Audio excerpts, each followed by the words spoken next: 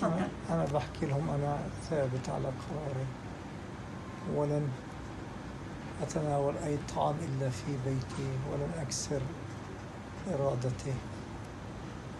أنا موجود الآن في مستشفى قبلان، لا أتناول سوى الماء، وسأظل على هذا الأمر حتى أرجع إلى بيتي إن شاء الله. إن شاء الله.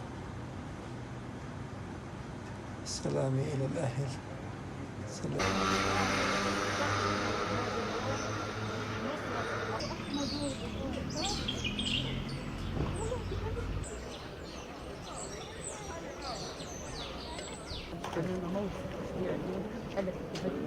الوطن العربي المقاومة العديد بالوسائل. فعالية من ضمن فعاليات التضامن مع الأسير ماهر الأخرس في يومه 90. هذه الفعالية من شرق مدينة غزة، موقع ملكة بالتحديد، وهي عبارة عن فعالية إطلاق بلالين بصور الأسير المضرب عن الطعام ماهر الأخرس. نترككم الآن مع المتحدث الإعلامي باسم اللجنة الشعبية لنصرة الأسير ماهر الأخرس.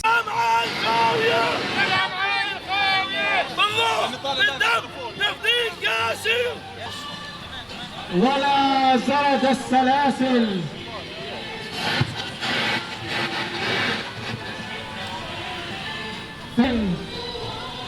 أبى المقاتل ماهر الأخرس إلا أن يحفظها بقرة.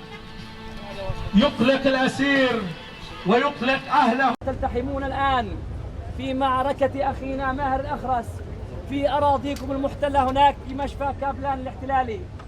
يا كل أحرار العالم، جئنا في هذه اللحظات إلى رام الله وعاصمة الإعلام هنا والحق.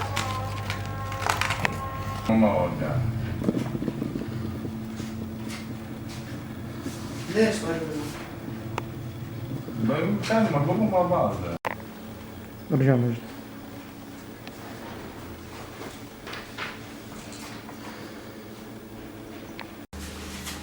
وهذا تمام.